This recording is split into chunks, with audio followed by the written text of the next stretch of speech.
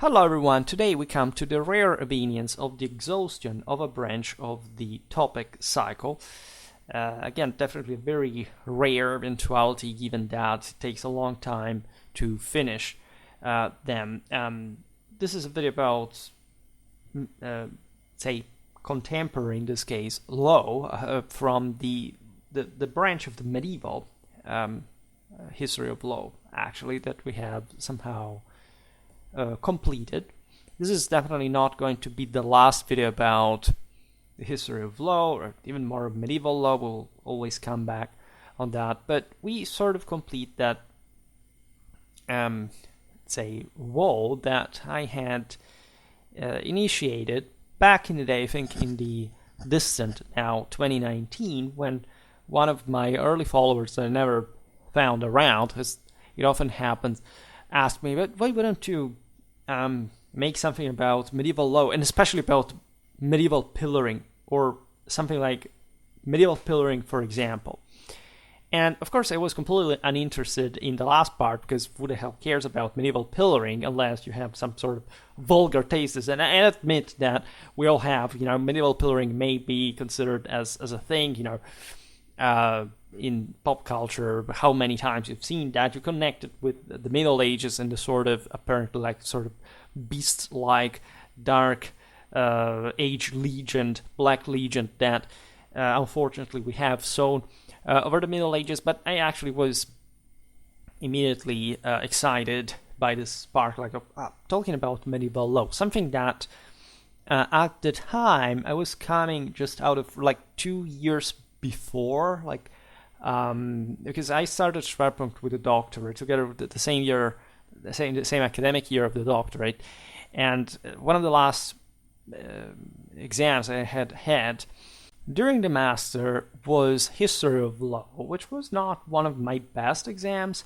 I had a pretty high average, but I wasn't really aiming at that. My point, especially at that moment towards the end, I had already the master thesis going on, was just finished out, and yet it was, even though a difficult one, I took, I don't remember how much, just 9 out of 10, something like that. I think exactly, that was the final vote, which I actually probably didn't deserve, right, in my opinion. But let's skip this aspect. But it was so difficult as interesting, as a matter of fact, because my humanistic faculty was cooperating with the one of law that is just next to it at university, and I had even gone, I don't remember why, it's just later, I eventually had to go to the library of law because some books I needed also for the Middle Ages basic history were contained in their library or something. And for this reason, I had a professor who was primarily a professor of modern law, right? So post-Renaissance one. As medievalist, she had, I don't remember how it really worked at the time in the program, but she had been doing for us, I think, specifically more about medieval stuff, and or it was split in a way that we would bring at the exam both medieval and modern law. And it was one, again, of the most difficult, I can say difficult, but there was really a lot to learn. I had before history, at the very first year of university, when I began to study economics, actually a disastrous exam on pure law. It was about our code and everything, and of private law, and it was a disaster. I wasn't, the only successful exam was math there, which, in spite of the fact that I'm in a humanistic field, thank God I had a scientific education, mostly scientific bias in high school, even though I am not really, mostly about, at least I didn't like too much things like algebra. I was mostly about to geometry. But let's skip this prehistory of Schwerpunkt, way prehistory of Schwerpunkt, where Schwerpunkt was not even imagined at the time. I think, yes, I had heard of von Clausewitz, but I don't think I even knew what the whole future, of course, would bring. And therefore, in 2019, what that guy asked the thing, I decided, okay, well, I'll start this, right? I'll pick my old manuals of history of law, I'll put something together, I will, do my best to enucleate a certain concept, and I will start discussing it. I haven't covered modern law, like the things I've done about modern contemporary law, just like today's, are just necessary for, like, the sake of completion, for saying, like, where have we gone, especially with Schwerpunkt's team of, like, the Middle Ages hasn't really ended until either the French Revolution or even the end of World War I. And we haven't seen this in a broader political, military, or social sense, but in this history of law, because I'm not a specialist in history of law, like I mostly bring my own sort of political and military bias, because that's most of what I discuss historically. Because I realize, of course, that most of these legal issues were connected not just with state building, but probably also the needs of raising an army, right? Through taxes and through, therefore, the homogenization of all a series of prerogatives that were also evolving throughout, like the exhaustion of the Ancien regime and sort of the gradual dissolution of the traditional cases divide, but we can't quite, in fact, discuss today. We will actually touch a bit on the topic because it's sort of a dramatic moment, the one of the passage, say, from the lawyer's law, right, to say the right of the jurist to the right of the law proper, and so it's full of inspiration for so many topics, right? But at the time I started this, and it was incredibly useful because, first of all, I sort of restudied all the things that I had learned at university, which was really important. At university, you are basically trained to build some sort of structure of skeleton, right? But you often don't have the time to properly absorb the information as it's proper. Like back in the day, like generations ago, or maybe not so many, at least in my country, changed in the 80s.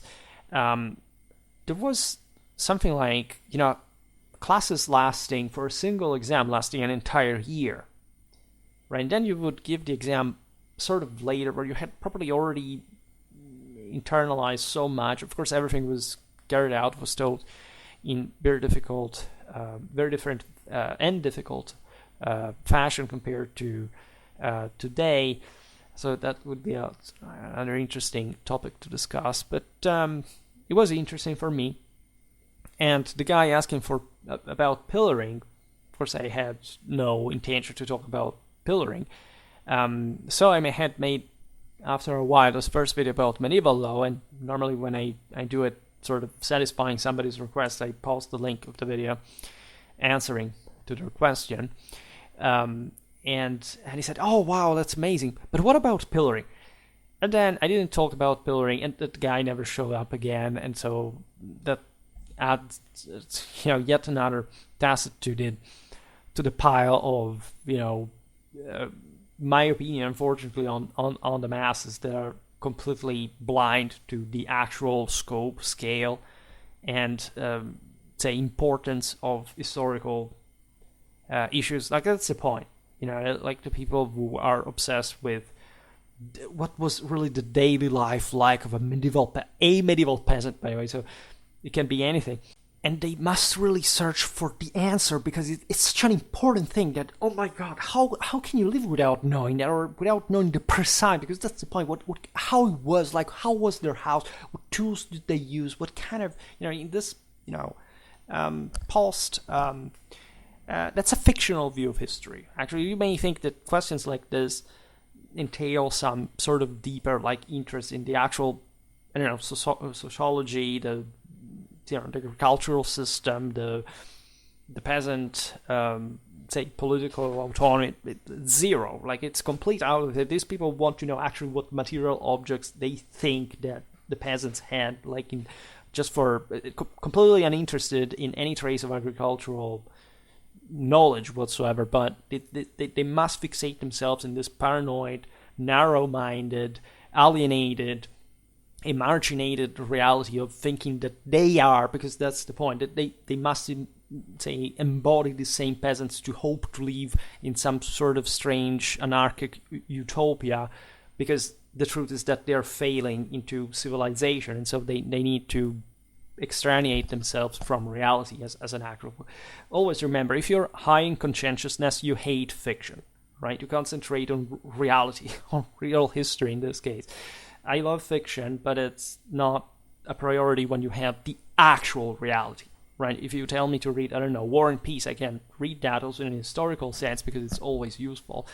But let's say from like the way the fantasy genre and sort of how the Middle Ages archetype has been weirdly associated with it in the last 100 years, in my opinion, is the product of a mass mental disturbance among the most diseased strata of the population. And so pillaring was the equivalent to that when you're talking about medieval law as the pillars of Western civilization. That definitely have nothing to do with pillaring, as a matter of fact. And this is really the kind of, message that I hope I managed to pass on to you, talking about medieval law in some depth. I must say, I studied medieval law also in other exams, and that was useful as well. Some sources, but talking about politics, society in general. And it was a hell of a ride. Like, I enjoyed it very much. I understood much better. I remember other things. I sort of changed my mind on others, because it's when you actually focus on it on your own that you, with the adequate time and the chance that in this case I made Schwerpunkt to I self-allowed myself to enjoy through this channel. I think that's when you really build a solid house, right? And unfortunately, scholars don't do this anymore, right? They don't have time because they prefer concentrating on publishing, because they are anxious, at least, of publishing as much as they can, and so actually have a pretty squalid quality attached to that. I publish fairly often, but that's just because I managed somehow to let's say, to adapt my enormous PhD work with, the availability, again, the ease in picking single topics and managing to expand them decently in them publishing. At some point, you will find out who I am. By the way, I don't plan it to be in the short run, whatever. But just remember that everything is built, like there is a history behind what I do. There is a specific, not my history, but I mean also my history, but in the sense of history as a work, right? As a method, as something you build up over the years. And so I hope that you will not feel the difference without this series, also because it wasn't. Well, it was fairly successful. I can't say people didn't watch it, but let's say generally speaking, this is never going to make an overwhelming amount of views. I try to spice it up, talking also about these other things, or focusing on particular implications of these juridical issues. And strangely enough, you seem to have enjoyed this, of which I'm satisfied, but it's always like a question mark, because there is also some solid content about other topics that I think is equally or even more interesting that gets sort of a different feedback. Not a few one, like overall, yes, it's mostly the format of my content that doesn't help in general, but in this case, comparatively with the other topics, right? Which also opens, by the way, a little spoiler, and I anticipated it on some other occasion, to the introduction actually of another branch into the cycle, filling the void left by this.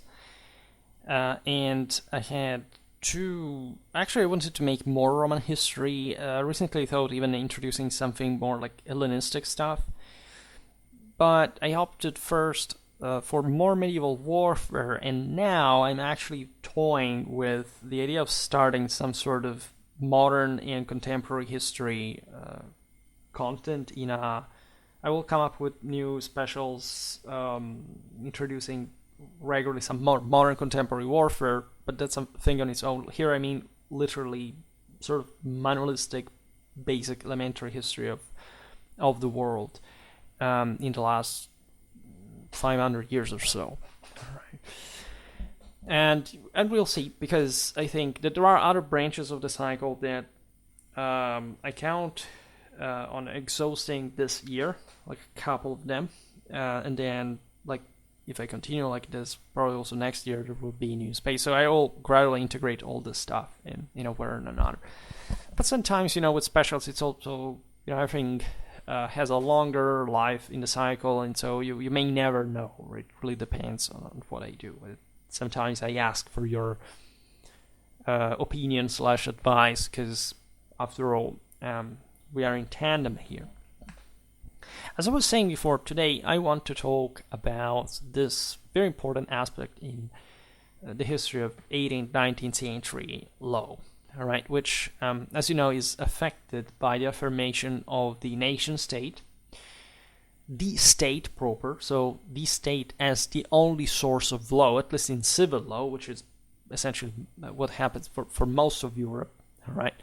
This would influence also common law at the end of the day, especially in terms of state building and the necessity of having some sort of more standardly,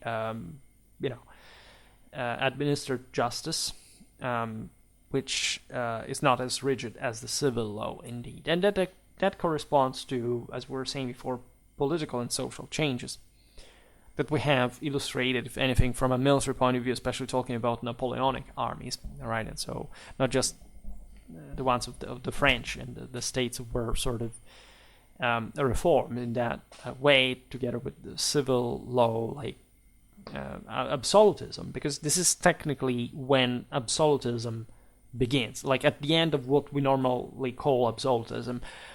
It's with Napoleon that begins. A couple of years ago, I made a video explaining properly the Enlightenment, especially the so-called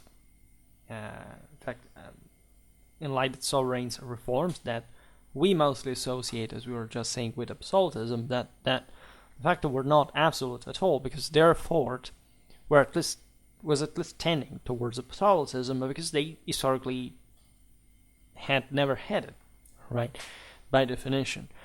Those reforms were essentially aiming at, and to some degree, of course, achieving it, because the absolute state would have not been born otherwise if it hadn't come on top of this already pretty solid state it was forming at the time, of extending the sovereign's unitary authority and reducing as a consequence the space, the context of the traditional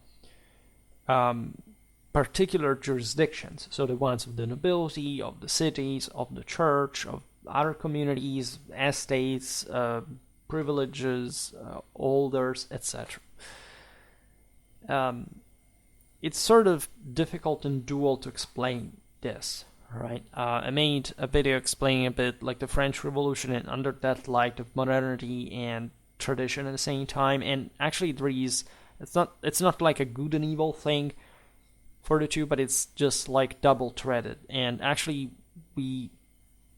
in my opinion, modernity is an invention. Like, it's not meaning that most conservatives go like this. Like, they say, modernity is wrong, point. Right? It was better before. There would be a lot to say about the before, starting with the fall, and so what actually civilization and the role of civilization, and say better, and its fixing purpose, like of humanity, really has, right? And so how that intertwines, and so to me it's just like a lot of things that pertain to modernity that a conservative hears, I'm so edgy, I'm against modernity. Actually, it's a misunderstanding of also same liberals and conservatives of certain aspects of civilization that or at least of an absolutistic view, if you want, of what civilization is supposed to be, either good or evil, that fails to realize that what succeeds in civilization is always traditional. You can't have traditionally any power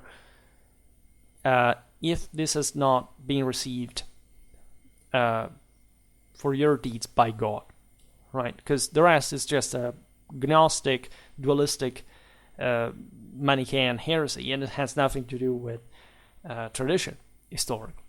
At least there are some estates that normally embody that, right, and are a bit countercultural and counter-civilization in that sense. And sadly enough, that one of the aspects, of course, that you can criticize of that modernity is having, say, from one side, there is a good side, it was actually giving back, say, confidence and a chance of redemption to the lesser people, to the desperates, to those who were thought that they couldn't quite change just because they were born in a certain way, which is against the transcendental traditional principle.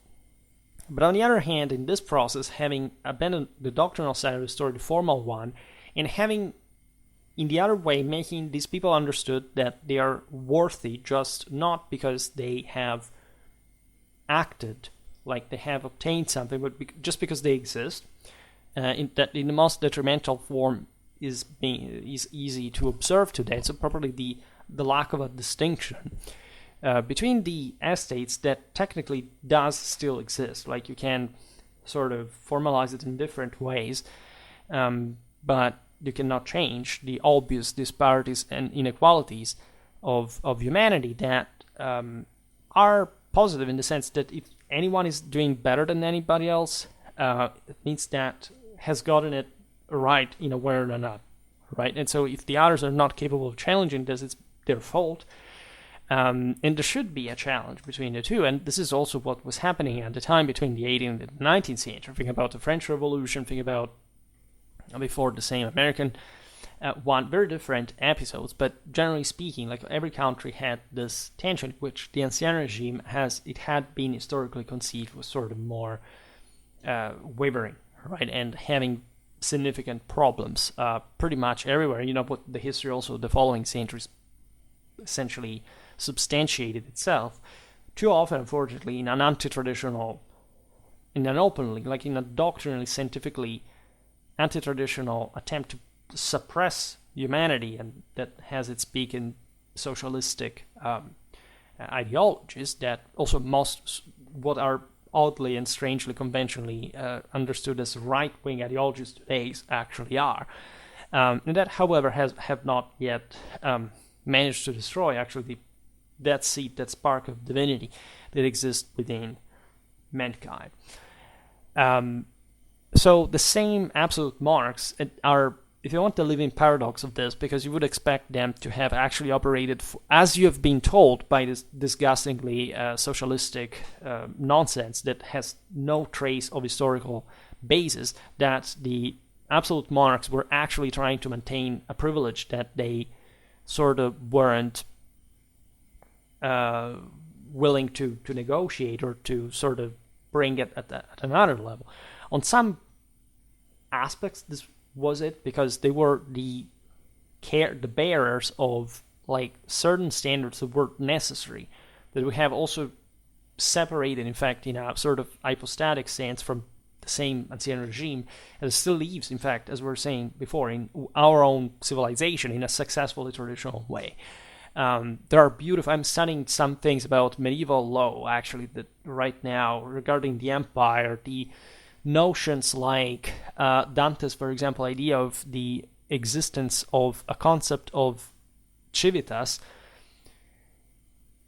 coming straight out of God and not having this sense to do with the corrupted limits of human political forms after the fall, which is insanely beautiful as an entire concept that I deeply believe in, and I think it has a lot to do with the superiority of Western civilization intrinsically, but that, as you understand, is not that easy to, because not even the Thomistic Aristotelian theory actually contemplated this. There is always some pleasant surprise in history, in ideology, in the history of philosophy, of law, and so on. So it's, believe me, a lot of stuff. But as I was saying before, the so-called absolutistic sovereigns, the ones that said and that actually never did give them brioche or something, were actually the first promoters of an idea of state. We've seen this. The Romans are actually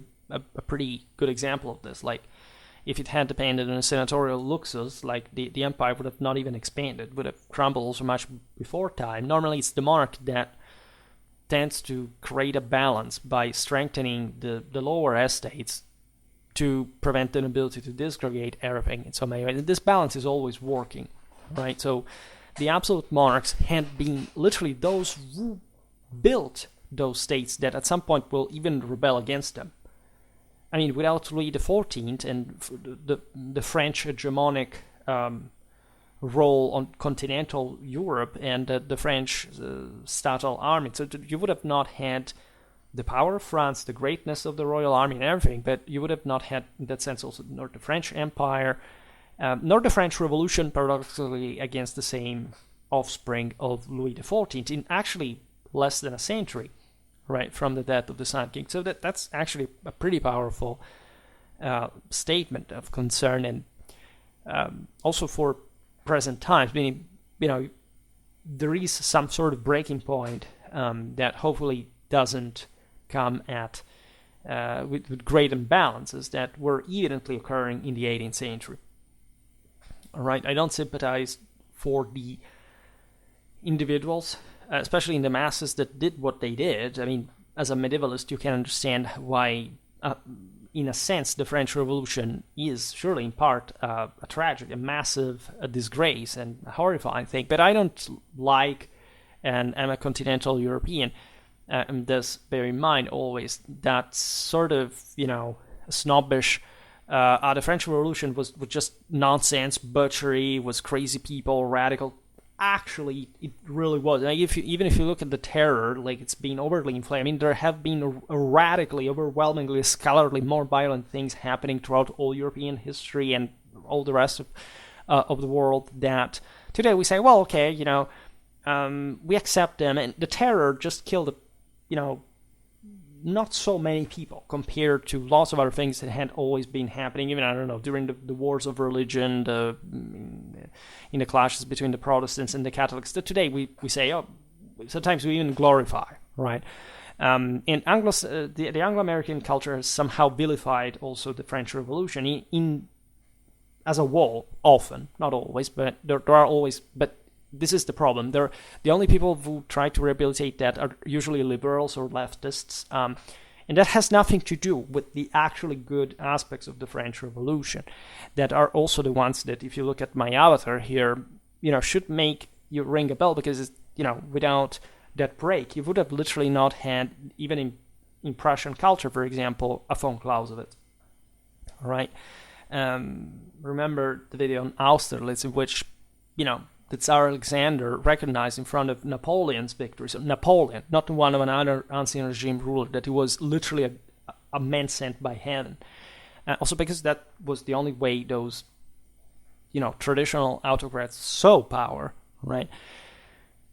So it's a very complicated story, and that's why before I was also digressing on the issue of discussing modern contemporary history, because it seems to me that my channel, even though I'm a medievalist and I'm going to maintain this bias for the topics, the prevalence, and the choice, the theme of the themes and all, I think does need to show the universal that you can get out of every part of history, right? So it's not a fashion, it's not a, identitarism. This is about history as a whole and what it means for us, and the lesson that you get is technically always the same.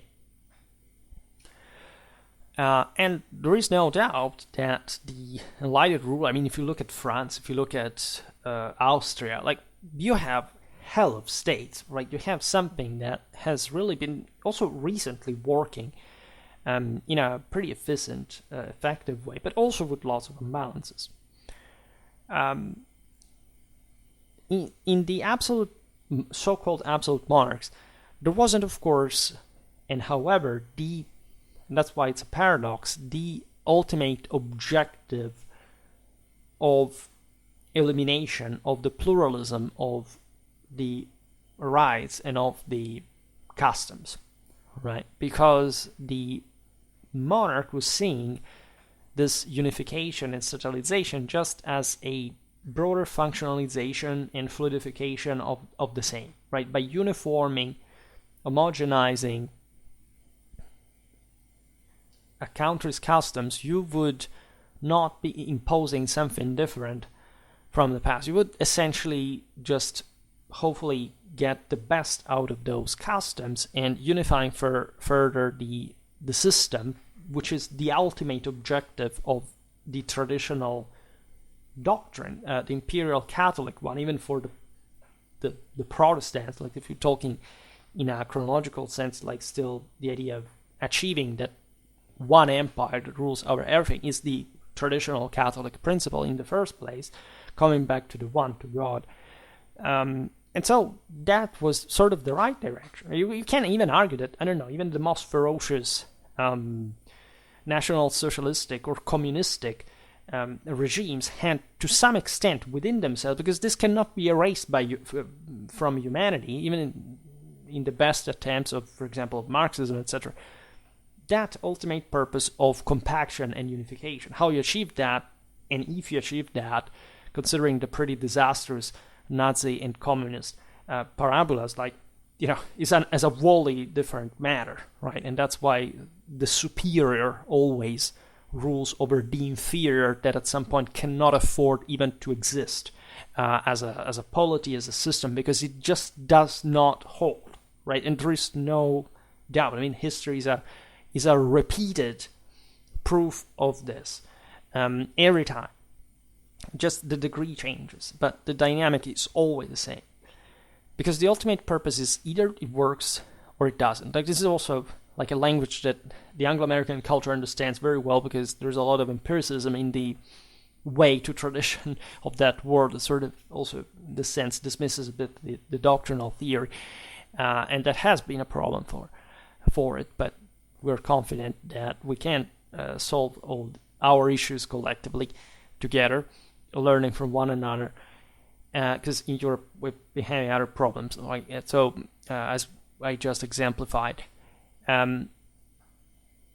don't remember the point, being though that again the ultimate point of the king was being himself like a super figure.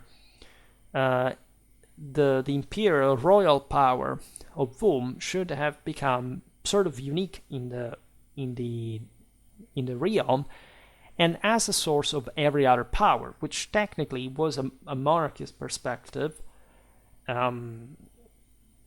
Traditionally, like at least as the medium of divinity, there was nothing wrong about that. I mean, if you're a perfect person, you can literally transfigure the entire world. That's the entire point of Christ of Christianity, or the entire deal of the attempt of the hero in the ancient world and more. But in order to be so, you had also to be up to certain standards. And the reason why the Ancien regime actually collapsed in that sense is that the world ages and the same elite was softening up. We've seen it very often in our videos about modern warfare. We were talking about it recently, talking about what Montaigne said about, for example, what was the duty of a nobleman at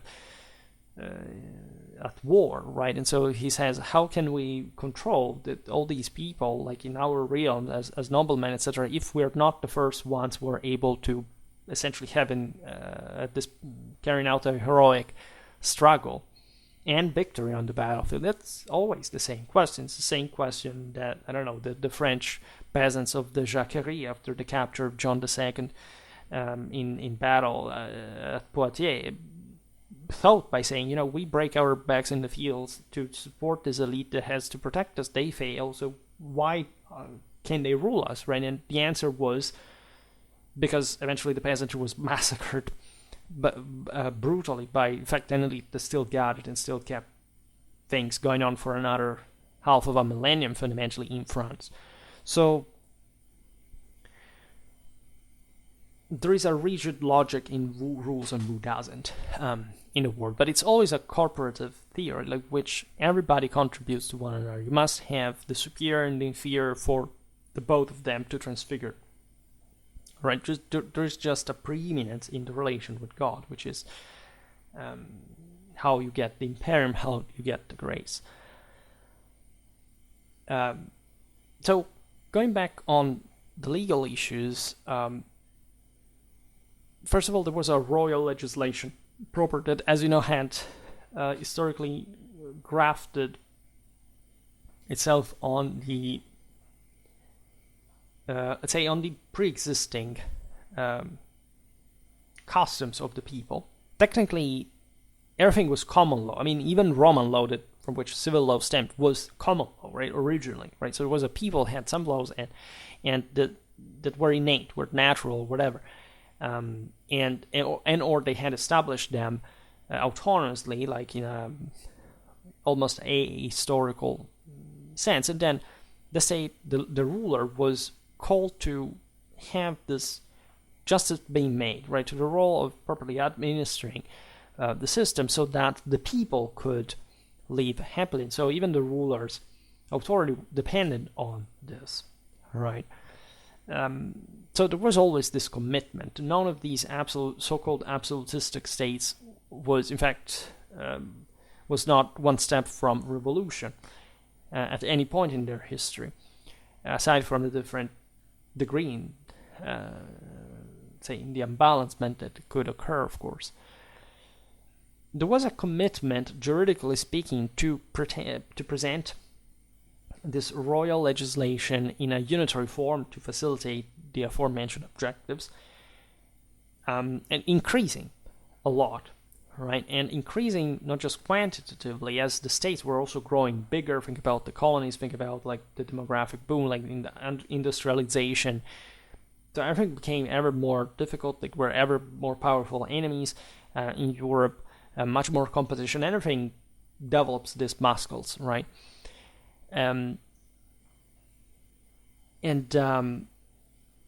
The increasing importance of this royal legislation was manifest also in relative terms over the other sources of law, right? So even though the kings were not pretending to impose the royal law as a unique one, because would have been the people then and their pre-existing customs for which the same monarchy existed, like there was an ever greater spread, infiltration, like connection with the same. The laws, the privileges matured spontaneously in the communities, were preserving, as long as the ancien regime existed, their traditional nature of originary norms, without transforming in granted norms by the sovereign power. This literally did not exist. It's literally with the code Napoleon that you have that happening. It's the state that sort of exists beyond, metaphysically, outside of even of the, in fact, of the human realm, that gives law, even though, of course, paradoxically, this metaphysical realm is denied, right? It's not full atheism, but mostly like there is a hatred towards everything that the ancien regime had believed, including, of course, the deep standards that are required to rule religiously and, morally, so that the system can hold. Needless to say, there had been also a lot of refinement regarding what law worked like and how government and administration could handle the more difficult issues, right? As we've seen, the same sovereign monarchs had fostered law, juridical development towards the same direction. Yet when you look at the juridical essence by principle, during the 18th century, tradition did not know functionally changes, right? It preserved its previous nature. There was common law plus civil law essentially coexisting because they had to compenetrate and one another, answering each other's questions and every country, as we've seen, had its own way to it. This continuity fully finds itself within common law. I mean, technically, even civil law was part of common law, as we've seen, not just in origin, but in the way it was, in this sense, introduced at the disposal of common law. We've seen it in the videos about the juridical tradition in France, Italy, Germany, Spain, right? So when they adopted Roman law as the sort of universal common law, still, the communities said, okay, but we do it because we designed it as communities, not because this thing comes out of nowhere, right? And there is some of it that is extremely useful. We must use it, and even enforce it when we can. And there are some other norms that we think are important to be maintained and that sort of make our own identity. Everything was tending anyway towards an homogenization. Just certain states historically had it differently than others. France was a precociously compact state, right, in the modern age. Germany was a particularly fragmented state instead, in which even Napoleon, arriving in some countries and some states within it, said, okay, well, it's useless to impose the nation state here, because these guys still kind of, their politics, their society is still functional given their level of development for that more primitive system, right? And eventually things change, but still, again, different countries in Europe have different juridical traditions today for the same reasons. The juridical science, with the novelties that we've seen, especially in the video about the 18th century enlightened rulers, novelties, by the way, that would be shared only by the most, say, those jurists that had been more sensitive to the instances of juridical enlightenment, so not necessarily the entire system, right? Don't think that the Enlightenment was kind of, again, some standard pack weirdness, borderline atheism, categorism, statulism, whatever, and everybody was into it. No, right? It was an incredibly... that's a myth of, let's say, the post-Ancien regime storytelling, right? Enlightenment was, again, something else. Was developing in the wake, actually, of traditional principles. In most cases, it was just those who propagated it sometimes as third estaters that were incapable of actualizing themselves as much as the nobility would do in an individual sense, that sort of harbored this sort of more radical ideological violence against the same system, other than realizing that to handle it they should have been up to some of the certain standards. And that's the reason why essentially the aristocracy kept existing even after these revolutions, because there was no other way to actually run the system, right? There had to be some sort of hierarchy, right? So otherwise we would have had just Bolshevism into, it would have come to, to develop pretty early, after all, in the essence. And again, communism is always there, creeping in the underworld, the rotten roots of the weakness of humanity, as self-hatred and self-sabotaging. But again, there is a tree that is alive and that keeps it under, as long as there is actually mankind and not a humanity. By the way, humanity means dirtiness, etymologically speaking, and there is a very specific traditional meaning for that. If you're not aware of it, bear it in mind. So this kind of juridical science would continue to found itself on the interpretation on the Justinian and canonic texts, right? As we've seen, they had been dominant with Roman law mostly across the majority of Europe. And the same frame, right, would be maintained also in the jurisprudence and the forum practice. And on the other hand, the resistance of jurists and judges to receive the changes that the world was bringing, and that were also significant indeed, were not striking at the heart of tradition. Right? Tradition was considered normal in the world. There wasn't really like an alternative to that. Like if they had seen how we live today, they would have probably committed all mass suicide just to make it quicker, right? At the time, they had much higher standards in that regard. And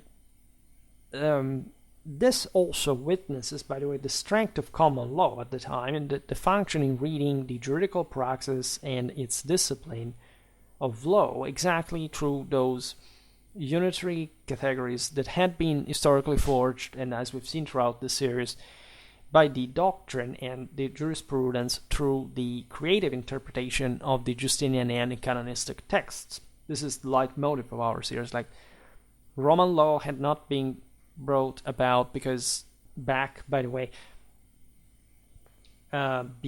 had somebody thought that it had to be reimposed on a medieval reality into a modern one.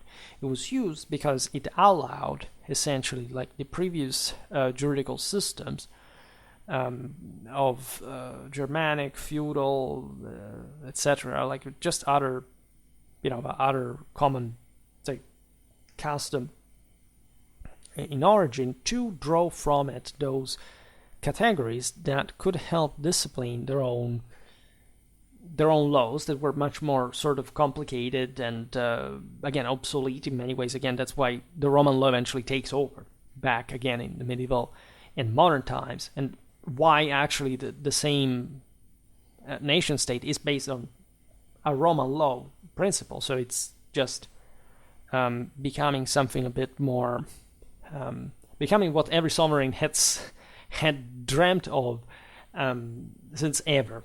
Right, and that the state hadn't, had the capacity of achieving, even though, of course, still today, when we live in these worlds, anyway, given the unprecedented level of political stability, incomparable to any time in history by scale, in spite of people whining about it, is it's also a bit fake. I mean, you could theoretically bring this down if you didn't have people cooperating with that. And so actually a good part of modernity is the measure through which actually the system does work and keeps expanding and progressing, after all, in a way that can't be just material, right?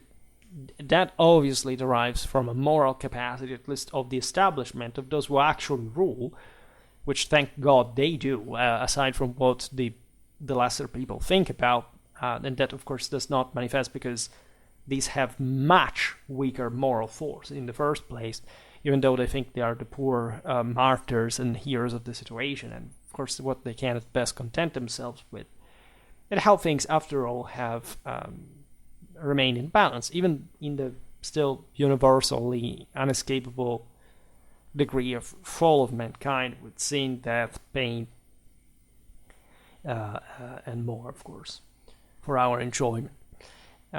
So the breaking with the tradition of common law, as we were saying, and this is of course very, very well known, actually happens only during the French Revolution, and within that, right, you can argue that the common law never underwent this break, even though it also did structure itself in much more compact forms that were necessary. Statehood was developing anyhow. And by the way, the one of the French Revolution was a, say, complete break, right? To the foundation of the new order, there were two acts of decisive importance. First, the abolition of privileges, deliberated in the French National Assembly on August the 4th, 1789, shortly after what we call the Revolution, which is also more, it really happened in 1792. 1789 was that important, but it had symbolically, but it had just yet to be implemented fully.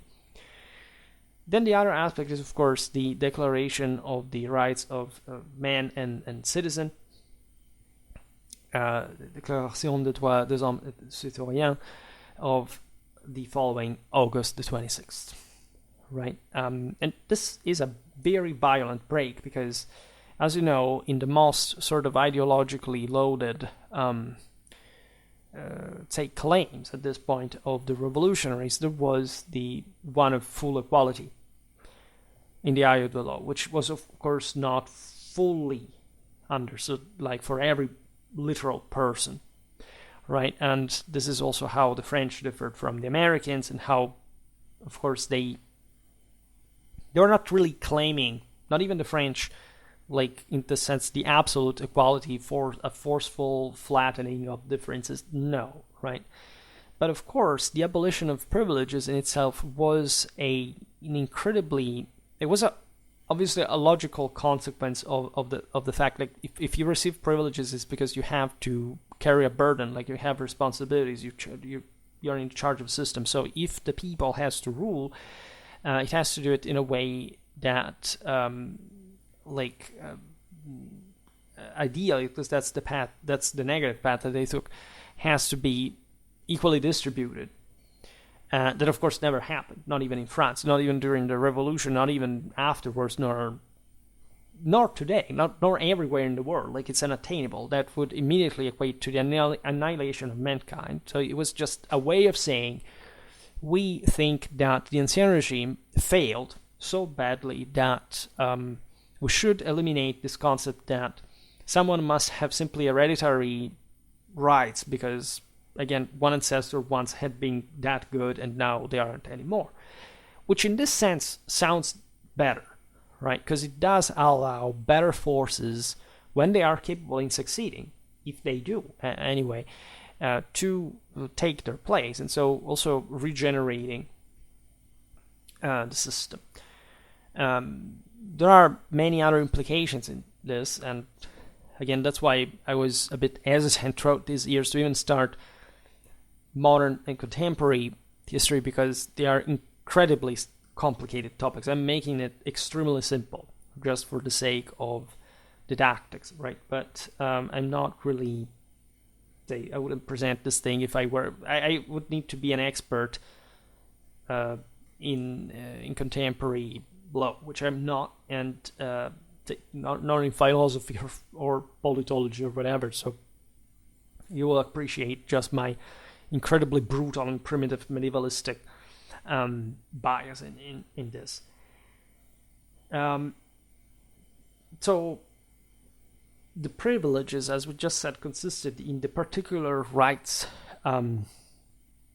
of single people, sometimes, or estates, communities, groups. That's how the world had always been run, right? Everybody had gathered this in a way or another. Just yesterday, we were talking about the Roman signatory. We've seen how different legions, different subunits had all different badges, for example. They were not equal to another. They had a common eagle as the absolute standard, but they had their own banners, their own symbolism. This was the world, and it still is, because it's a metaphysical condition. You can't change that. There is no such thing like equality, right? The reason why law moved towards equality was essentially restoring the trust, like eliciting essentially that capacity of self-actualization among masses that for centuries had remained under, and that in this sense could have been better put at work, right? So that the age of mass society begins, and the problem is not much the mass society or the fact that we began to educate people, or to of course in much worse ways than the actually educated people had been up to that thing, but in fact that elite was not the one that had existed before. Like, imagine our own world with our own level of mass schooling, living material standards, etc., but with an actually powerful, like, sort of qualitative elite, right? We could be able to literally restore a global empire, as a matter of fact, without any problem, right? And everybody would be okay with that. In any case, This is not the point. The point being, because of course still our levels of life are disgusting, right? That's the point I make. The point, like today, yes, we are more schooled, we are sort of more individually intelligent, but this doesn't mean that any of this means that the average person has any clue about what the hell is going on in the world, or how to transcend, its humanity divinely or whatever. It has absolutely nothing to do with that. You're still a sinner, you're still a disgusting piece of trash, and just compared to certain different standards, you are substantially better than before. But the form of this can actually be so creepily weak to actually make you collapse. And in fact, that's what we have been seeing. IQs are falling since the 1970s. And, tradition is evaporating. And there doesn't seem to be any alternative, because alternatives do not work, right? So the only actual outcome is collapsing to lower levels and dying and whatever. So that's a pretty historically, I think, insightful vision. It doesn't have to happen, right? Civilization, again, for our horrifying human standards, can also survive until it will crash again at some point, but it's not an achievement. At least with some aspects of it are an achievement, but still pathetic towards, of course, the absolute truth that this whole system should strive towards, and that he's essentially forgetting. The idea behind, by the way, we think about the privileges, we just think about the nobility. Right, so again, this stupidly socialistic notion that the nobility was just a bunch of imbeciles who were just parasitically living at the expense of the... No. Right, if you look at states like, again, France, you realize that there were a hell of states, civilizationally speaking. They worked pretty damn well, and the elite did not cost in its privileges that much, right? There were just huge imbalances for many other reasons, including this, like it was everybody's fault. And the system at some point unhinges itself, but it's not that France collapses. On the contrary, booms, it takes over Europe in the process of showing how much actually the revolution also understood the potential available. And so actually the French Revolution had that transfiguring power against recognized by all the other states that had essentially to fix their own institutional political system, not to end conquered by the French. Which also happened in most cases. So be careful when you sort of demonize simply like these phenomena, because it's not that you're a better person than these ones at all, right? There's nothing more infantile to believe. And that reveals the completely and utterly anti-traditional nature of our own mental deficiency in the modern world. And I will not even be explaining why, because that's too insulting, as a matter of fact. Every single one of these communities had some sort of privilege, right? They all had, so this was a right founded on the originally liberty of all of them. You see, freedom does not exist. Freedom belongs only to God, right? And if you want to claim freedom for yourself, you're basically just cursing God, because, yes, ideally you should be completely free, but being completely free means that you're literally God yourself. If you are a fallen human, you can't have liberty, right? You will always have liberty as long as you're a human, right? Freedom is beyond your rich, or even if it isn't, it is as long as you remain a human being in the realm of physical reality. So these liberties were traditionally founded, again, on inheritance, on tradition, on customs, like the fact that if at some point these customs had existed, they had been preserved in the broader political and institutional negotiation. Some systems had been under, again, the peasantry was mostly underrepresented, as you know, and that's why it did create an imbalance where actually the ancien regime made I don't know, a state like France having more capacity for the fourth estate to be educated, to be self-aware, and so also to being co-opted by the third actually to carry out the revolution. So this is something that a few centuries before could have not been possible, even though revolutions did happen, but they had another nature, had been having another nature. So again, never give for granted what the actual meaning of the French Revolution actually was. There had probably been a battle for defending these liberties, right? Title holders had stressed the inheritance, the sort of the innate predisposition, also the genetic one, right? These were passed from father to son.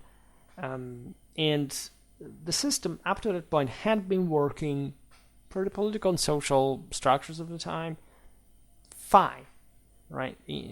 Speaking of human average. The most radical Enlightenment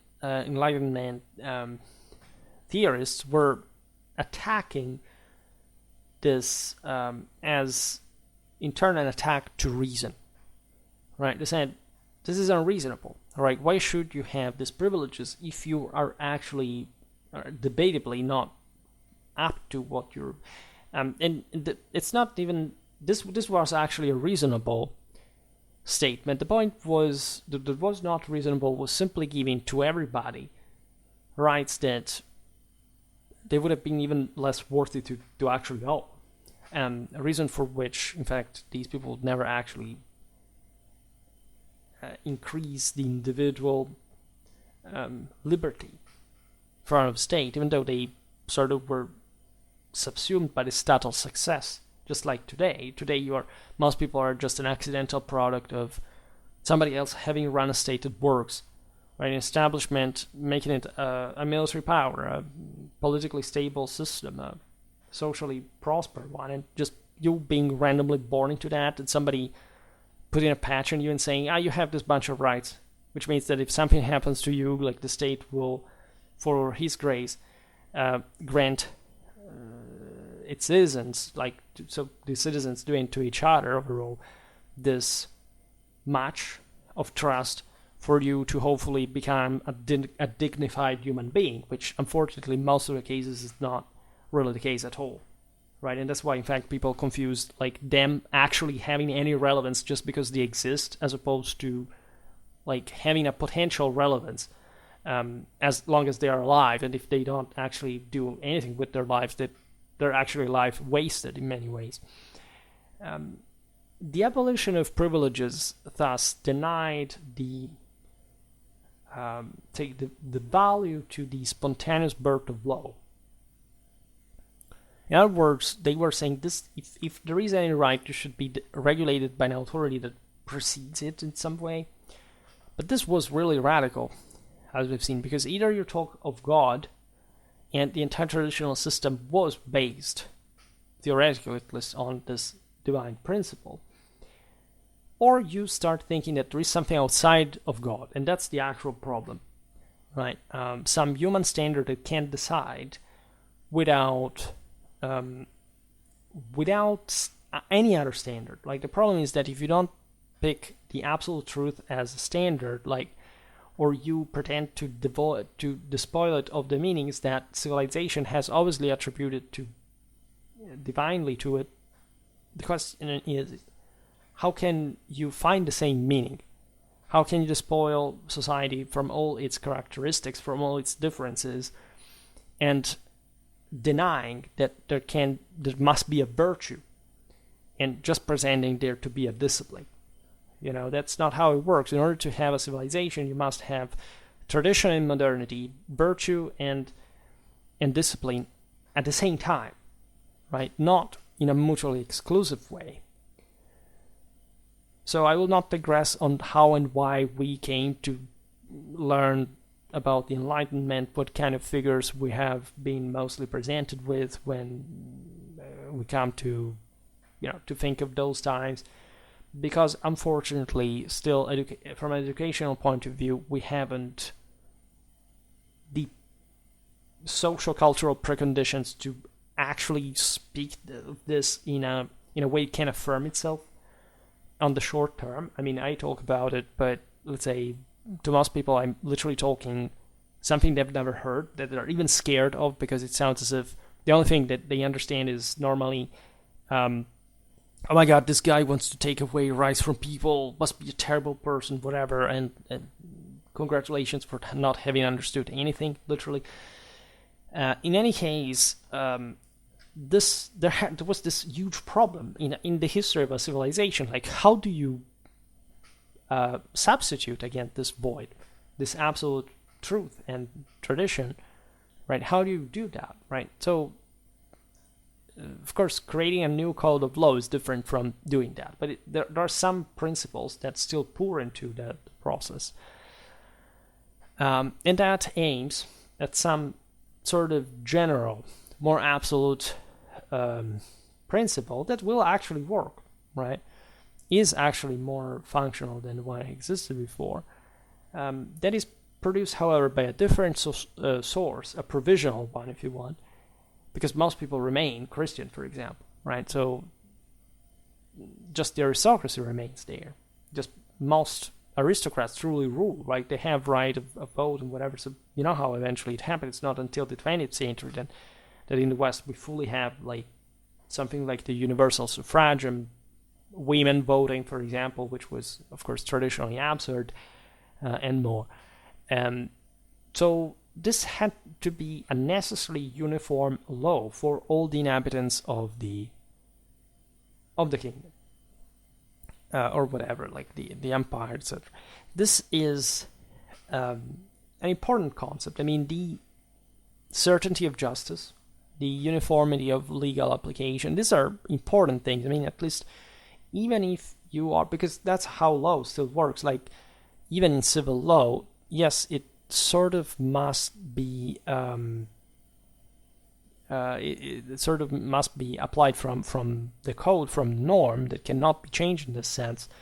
But of course, the judge always observes the context, right? Every judgment is different because there is a range, a spectrum that is contemplated by the law, so that you can't even argue that civil law is so, I don't know, inflexible compared to common law, right? The same jurisprudence in common law is very incisive in many ways. You can appeal to equity, and so you can have more originality and creativity there, but also it's a gamble to some extent. So in many ways, again, we are Westerners. We're not so different. In the Declaration, the Declaration of the Rights of Man and Citizen, there was a proposal to translate the norms in positive law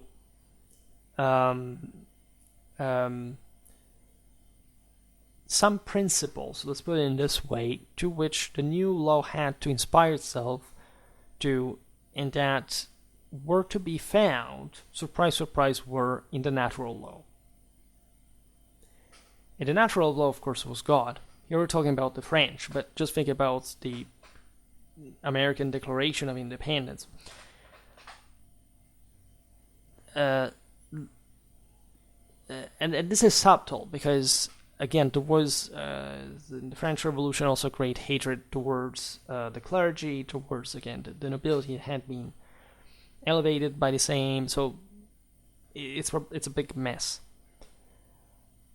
And the Declaration stated, among the other things, importantly enough, that men by nature are free and they have equal rights, which is, again, insane if you think about it. But it was a statement of reaction against this deformity that had an imbalancement that had existed up to that point. So from an extreme to another in the current political and social reality. So that the political society had at this point to safeguard and protect the rights attributed to men by nature, right? That is the aforementioned liberty. Remember, liberté. There is not really an equivalence, by the way, in French, for example. There is not such a thing like freedom, like the equivalence of that, like you have in English liberty because of the Romance,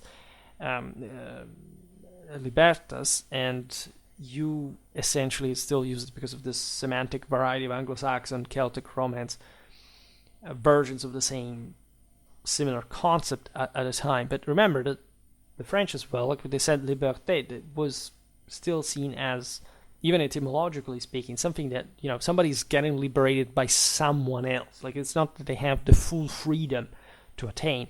And in fact, in this context even, which is coincidental rather than else, it's the state that provides for that condition of freedom. Like, the state cannot make you immortal, the state cannot make you omnipowerful, also because you wouldn't need a state at that point. But it helps liberating you, right? Just like the Libertus was freed by those, the actual owner that was actually free back in the day. Freemen equaled nobility, actually. Like, the only true free people are the noblemen, even though they are themselves living without a hierarchy, so it's not quite freedom, as we just explained. But it's rather somebody allowing you to be redeemed, to have a chance. If you think about this, wherever you live, you know that you can complain about your government as much you like. You can have all the sort of the antisocial, strange, attitude towards existence and conspiracy theories, other kind of mental disturbances. But you perfectly know that at a certain point, if something happens to you, you can't call the police. You can't do something. I mean, not everywhere. Like, this happens different degrees, right? By different degrees in the world, right? But there is not, in fact, any social reality that doesn't allow you some of this, right?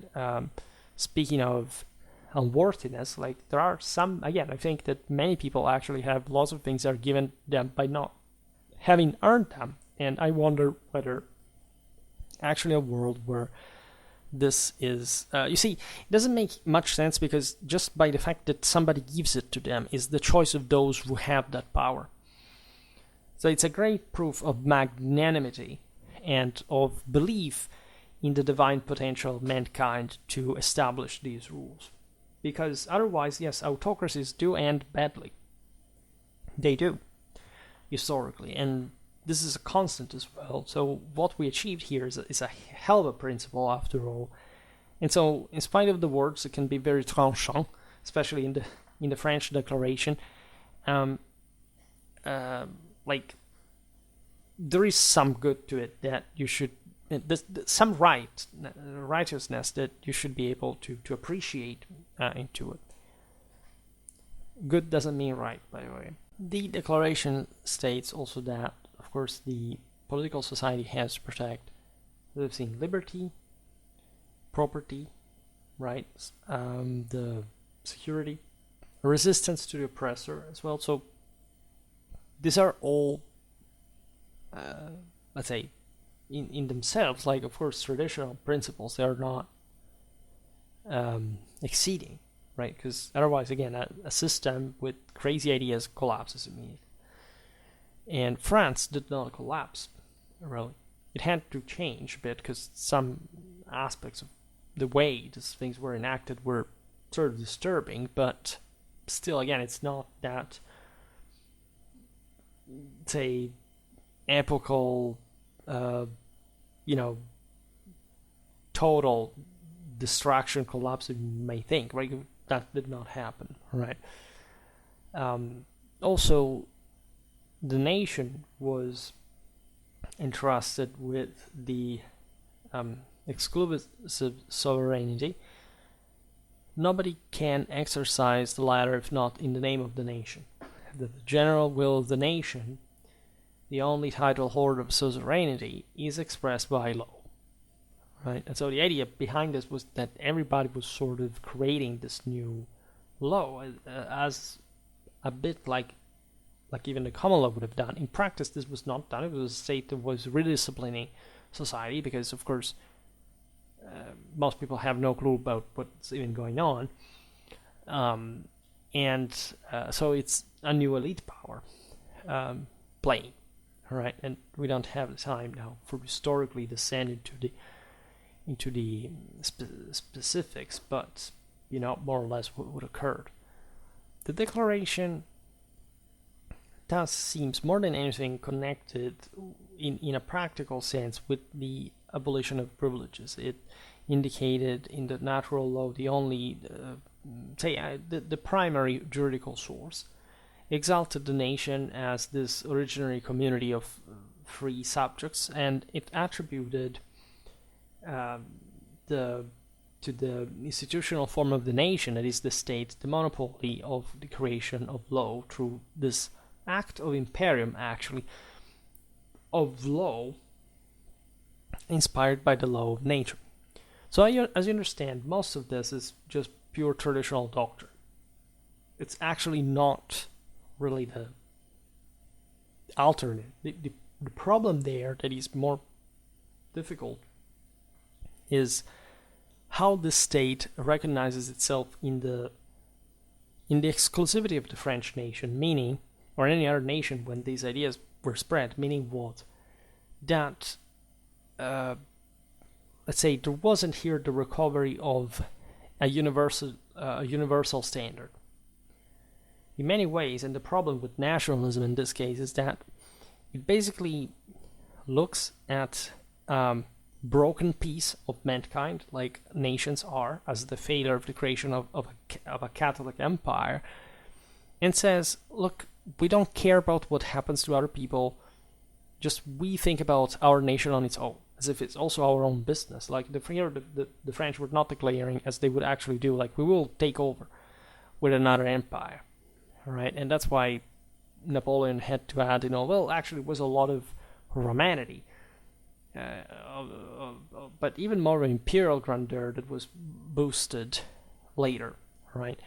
That, however, was somewhat intrinsic to France, that, as we've seen, had always had an imperial essence.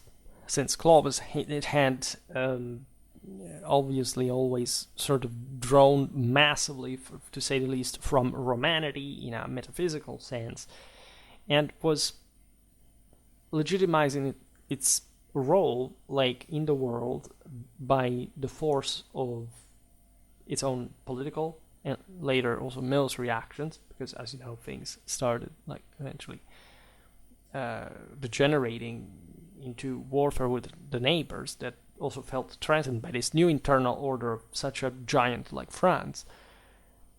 And that it was wanted to export these principles. It was actually a universal mandate as well, right? But it was mostly one of liberation. It's a bit like the hypocrisy of the Soviet, right? Everybody has to be free, except, we are free in a different way because we kind of want to maintain control.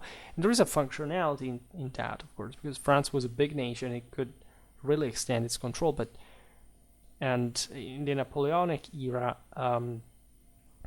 you've seen how far that went. Also, thinking about all the great empires in European history.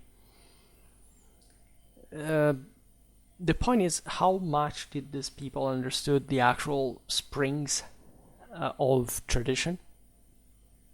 Right? If you visit any beautiful 18th century royal palace in Europe, what you see there is all neoclassical mythology, obviously connected with the doctrine of struggle and victory that in the ancien regime everybody knew of since, like, ever, right? This, surprise, surprise, however, is eliminated at this point in history from education, right? It starts being, in part, it's actually forgotten. Like, also the ancien regime does not understand the extent by which it was true, like the contemplative, rationalistic, secularistic mentality had affected, again, everybody. Like, when you look at the collapse of one side of the aisle within the political spectrum, it's basically transversal, right? It encompasses everyone in the political unit. But in this case, it was also the process of the aging of the world, like of the constant, like, regression of mankind to a ever more inferior state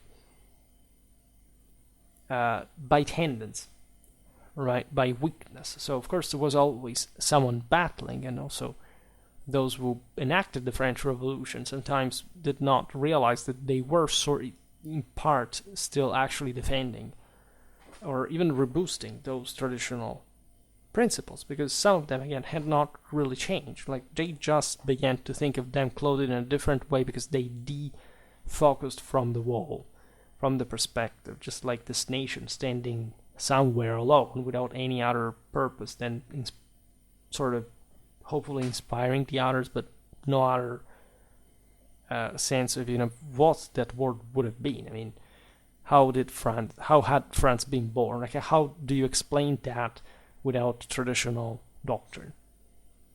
Right? It's a bit difficult, and that's in part of the problem that we witness today. It's this branch, this idea continued into things like, I don't know, let's just inject large masses of people that have nothing to do with our culture, hoping that the redeeming, transcending gift that we provide with them will make them immediately just worth it.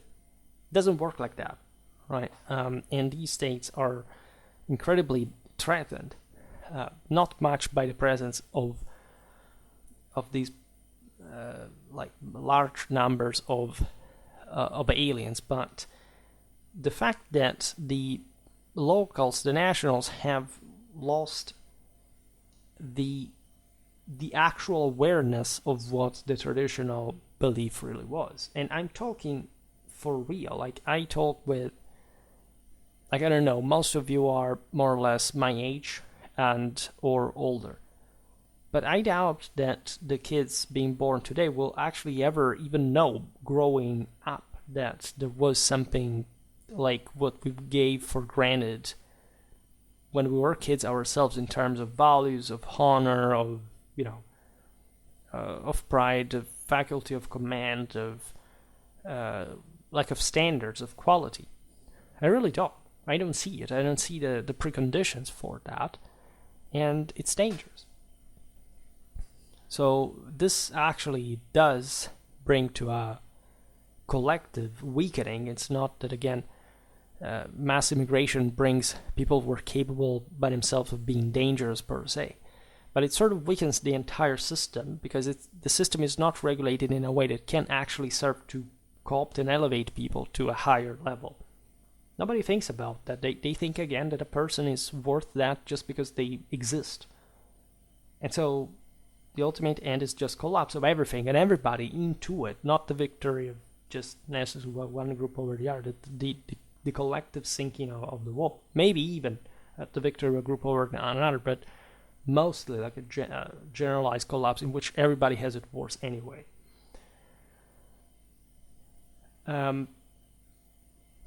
So what can we say? Well, let's say with the affirmation of the law as the only source of right, which will be reasserted in the constitutions of the revolution, including the still monarchic one of 1791, right? Remember that the king was still there, right? And nobody was thinking about cutting his hand yet, or just some were, but the thing was not to happen necessarily.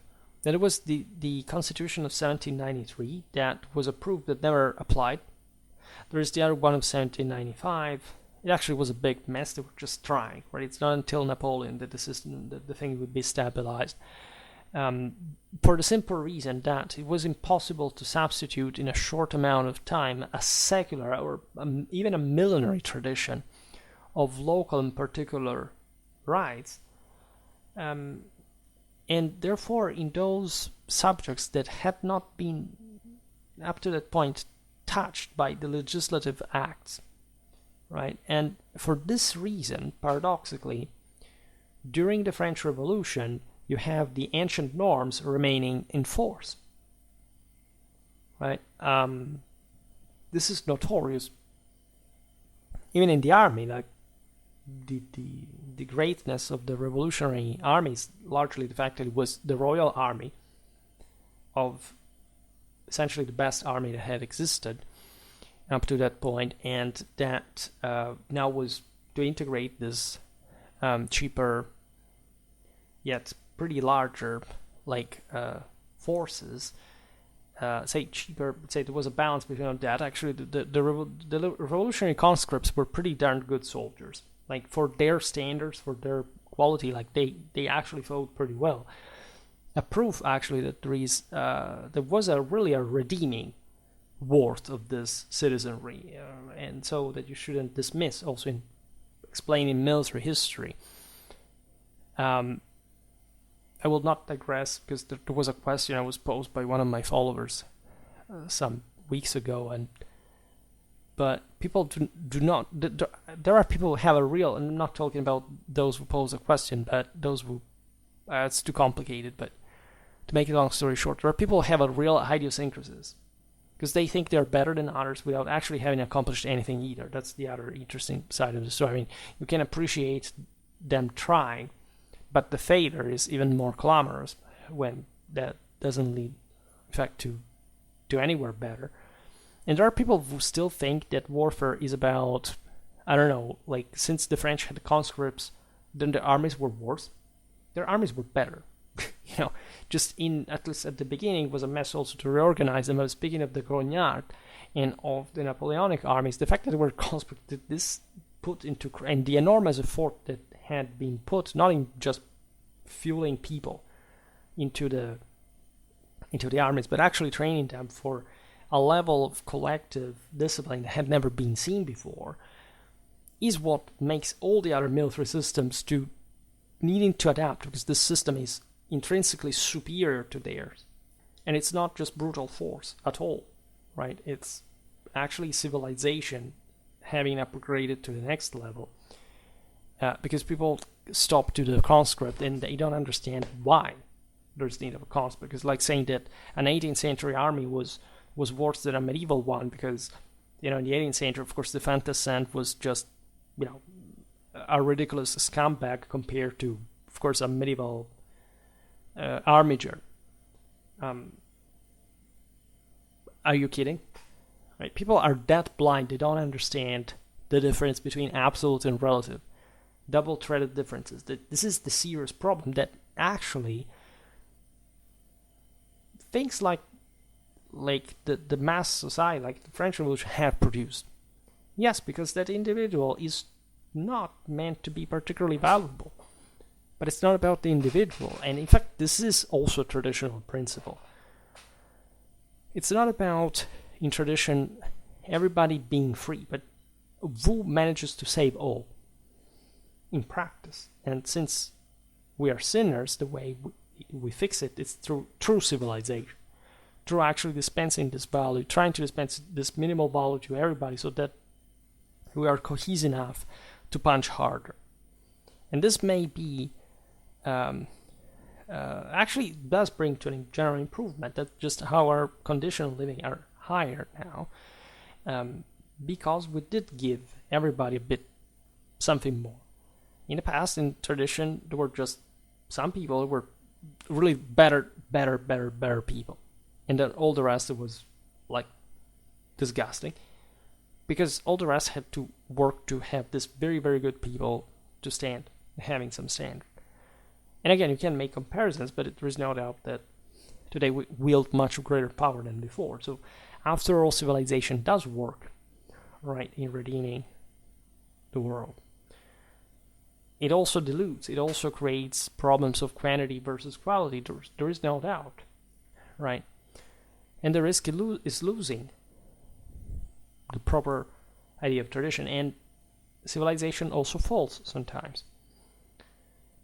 And the double thread here is that civilization can go up and down, but the world ages as well. Humanity ages as well. We are running out of time, right? So civilization has ever greater challenges depending on how distant we are from the awareness of tradition and the origin of it all, and why our condition is the one we see. And that's why it's not an empirical, a materialistic, or a progressistic, whatever, modernistic aim that we should pursue, but just a much greater clarity of where we come from, which unfortunately the masses have lost from quite a long time. But I'm digressing as always. I'm just trying to finish gloriously this branch of the series. And think about the greatness of France territorially, like the need to establish a uniform law in all the French regions, putting an end not only to the historical division, for example, between the Pays de Droit coutumier and the Pays de Droit écrit, that literally dated to the migration era, but also to the multiplicity of the local rights within these same regions. Well, this is what the main objective of the preparatory commissions for the civil code were working for. The definitive, the final text of the code was, in fact, that's why we said it begins with Napoleon, promulgated in 1804, the Code Napoleon. And the code decreed the abolition of the previous rights, finally. This is where they could finally enact it.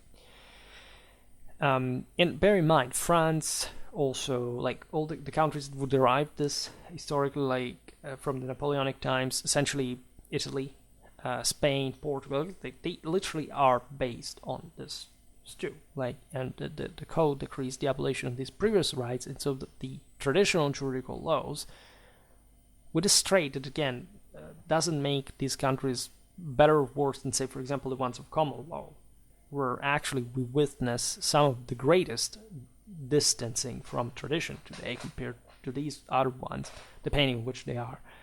And that not necessarily correspond to a better quality of life, for example, yet, and things are, as you know, going up and down, depending on things like, I don't know, Brexit, for example, for the British, that are not faring too well. But let's say that's why history is complex, right, and also complicated, but there is some direction, right? It's what the Napoleonic code and era changed in the world is not limited to France or whichever country adopted this Jacobin ideas, right? It's something that has impacted the globe, right? There are people, every person in the world is affected by everything that every other person does, even if they don't even know that this person exists. So you can imagine something like Napoleon, right? That Hegel considered like the spirit of divine spirit of like in history, like marching to like that enormous might, right? In parallel with this abolition, of course, there was the counter altar, right? A completely original system that, as we've seen, abandoned the plurality of the subjective situations and of the cases that had been, the categories that had been used up to that point, to adopt instead the one higher theoretical category of the juridical institutions. Roman law founded this. Like, as you know, the Napoleonic law was heavily based on Roman law that had to that point in France, as in most other parts of Europe, founded the political institutional development also during the Ancien regime, right? And that's why that thing is still there, still traditional, still intelligent, is still functional. You could have not had the French Empire without that, including the Eagles, right? That speak very well of that commixtion between tradition and modernity. So, as a consequence, what happens is that the subjects, availing themselves of their individual liberty and their, say, free initiative, or more or less, exercised, in practice, exercised the faculties contemplated abstractly as components of the institution, right? So it's a huge deal. Again, I'm sorry to make it so simple and superficial, but as you understand, I'm taking also a pretty long time to make this video because it must be understood clearly. Really remarkable consequence of this revolution was the end of, paradoxically, the same canonic Roman law as the enforced one. Because this was not Roman law anymore. It was the law of the French nation, which was a completely different thing, right? Of course, it was a Roman law, but it wasn't seen as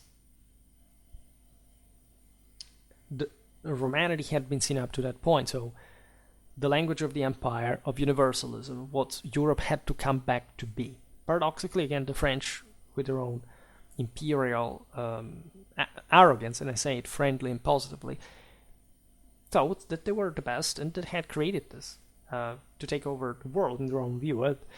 In practice, even though they were proclaiming this brotherhood of peoples, and that therefore thought, to make the long story short again, to be the next Romans. And this is, in fact, what Napoleon is also about. So what you have rather is the end of doctrine and jurisprudence as juridical sources. It's the state now, the only source of right. Right? Law was not anymore, as it had been for centuries, the law of the jurists, but it became the right of the jurist, but it became the right of law. And it abandoned the unitary Roman tradition to articulate itself in many sectors, each of which had considered there had been, again, this was a different society. Like it was, so Roman law was readopted by the medievals when medieval civilization sort of came back at the level of the Roman one and had actually surpassed it by that point, right? So they needed more or less like sorts of inspiration. At this point, you are in contemporary mass society, so you have this other step, and you need to pick this Roman universal category that does work, is fine, it's okay, but it also must be branched further, because society and state are much bigger and more complicated to handle. So everything has to be much more fluid, certain, precise. So you couldn't quite, of course, continue with that aforementioned system where every lawyer decided more or less how the texts could be interpreted. It was incredibly ferruginous as a system. But yet it had continued existing with all the sort of paradoxes and dysfunctionalities that at that point had become too much for supporting the further growth. To the civil code followed, as a consequence, other codes to complement this. For example, the Code of Civil Procedure, 1806. This is what the massive legislative work, right, of the Napoleonic era. The Code of Commerce of 1807, the Code of Penal Procedure of 1808, the Penal Code of 1810. I would like to stress again that like a solid chunk of Europe today works on this basis. Right? There are new codes, but they're fundamentally based on the French ones of the Napoleonic era. Right? For telling you how mass society, we still live into that world in many ways. And from its side, juridical doctrine lost, at least in theory, any creative function. Right? The idea was that at this point the judges the lawyers had to be the bouche de la loi, the mouth of law, meaning that you had just at best to explain what was written in a code as a magistrate. You didn't have to take any initiative of philosophizing upon it. Right? What was written in the code was law. Right? And at best it was something like, again, a minimum or a maximum of a penalty, and so you could decide on that basis, but the law could not be a matter of individual opinion and or how the system had been oiled like before, right? And as we've seen in other videos, there is a copious amount of them, as you know. Like, it's not even to say that those jurists weren't good, right? It's just that the system had not allowed for a better functioning, because civilization had yet to grow up to that point. And this new function of the role of the jurist found the full expression in France in fact, what it was called the École de l'Exégèse, so the exegesis school. In the French universities, the codes were put at the center of the jurisprudence classes. Napoleon did a lot, as you know, for the educational system reform. Like, there were many new institutions, and so this came also with this brand new material to study, to strengthen the state. While the interpreter of the jurisprudence remained rigidly faithful to the commented text, following literally the articles one by one. There are many names connected with this new juridical address. Like, we enter in that time in history which we start forgetting names because they are too many and too unspecific. You see how there's not even a pinnacle here. Like, the Ancien Regime is not right out there. And just for the sake of completion, but there are important names if you study them in their work. They all contributed their own way to the regime.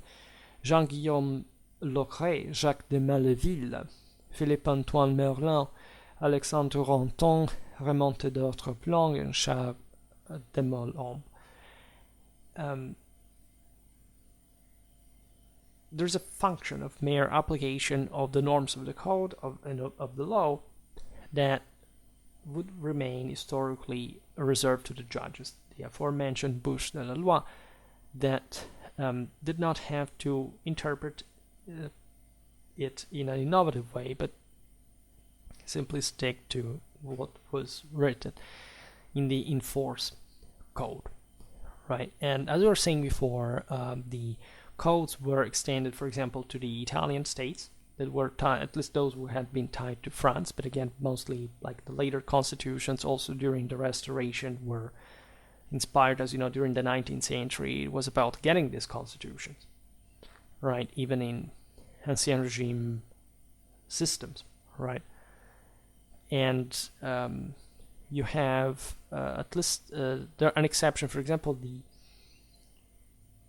in the Italian case, the code of penal procedure was not received in the Kingdom of Italy, in which in 1807 a different code was promulgated. You know that these were temporary kingdoms that ended with, because Napoleon had, by the way, ended the Holy Roman Empire at this point, and concomitantly had created the Kingdom of Italy that was, however, just a part of Italy. So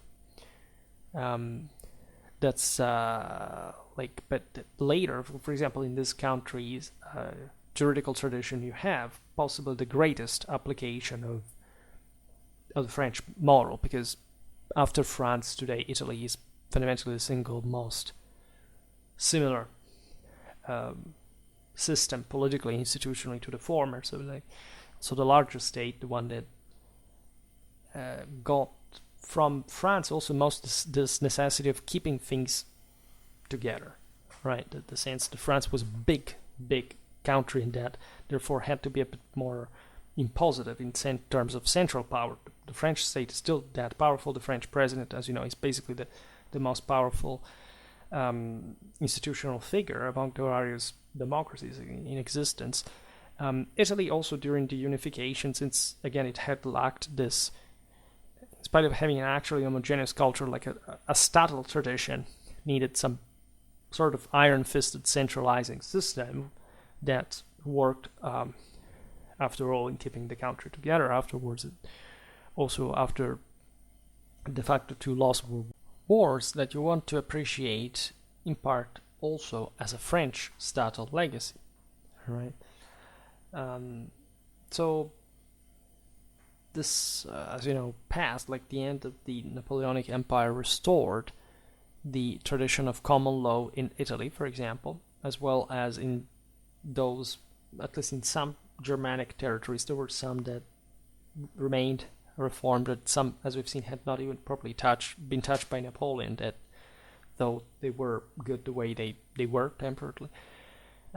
While in the same France, both the Napoleonic codes and the primacy of law was maintained. So France kept, even with the Restoration, the monarchy came back. You know the whole story. It was, in fact, a pretty still stable system, right?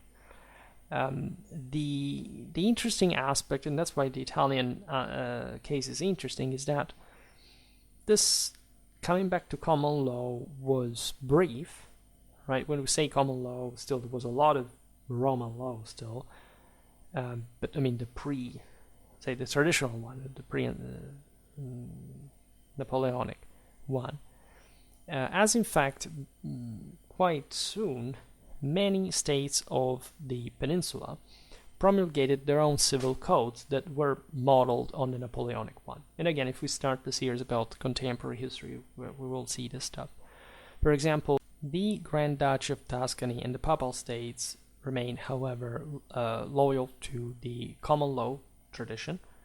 This is interesting also because the Grand Duchy of Tuscany was, say, relatively updated state, like it was very liberal, whereas the Papal State was incredibly reactionary and sort of archaic in its profile, was a theocracy. And it's not until the end of their, well, the Papal State still technically didn't end, at least they became the Vatican City, but of course as a broader territorial state, a regional state, they ended, and the Grand Duchy of Tuscany too. So with Italian unification, and after 1870, the common law remained in force in Italy as well as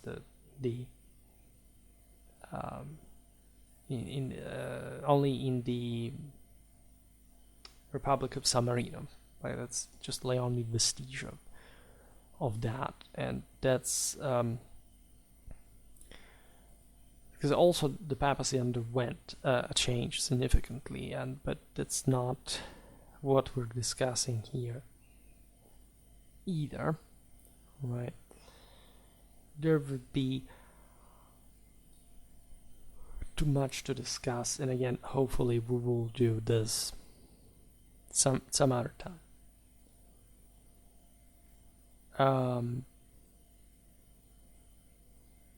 Do we need to make a final speech about, a branch ending? No, I'm just kidding. No, this should have been even gone unnoticed, because it's not important. Like in the cycle, we don't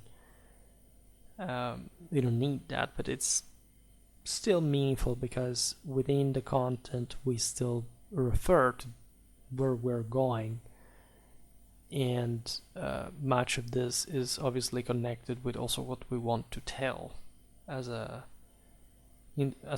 broader story. And so there is always a lot, often too much, to cover, and I hope to do my best by creating all these videos and talking at length about the relative topics, because that's the only way to see them in the way I think that they at least deserve, right? The sense that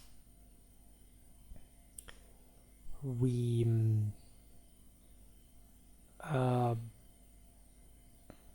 are on a journey, right? And that Schwerpunkt is meant to have made all these videos like consolidating for a specific axis, right? Is quite important. It's quite relevant. We're looking at it in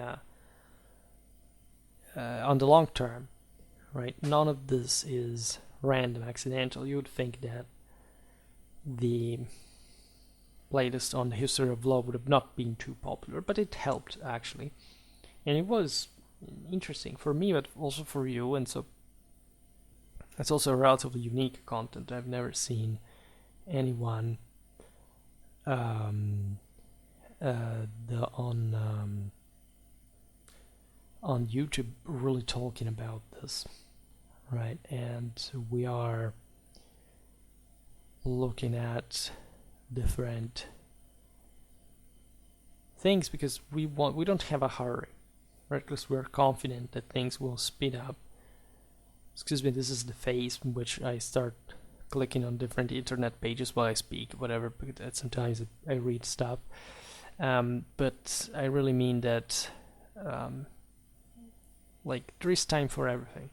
Like what may seem like I'm not chasing the viral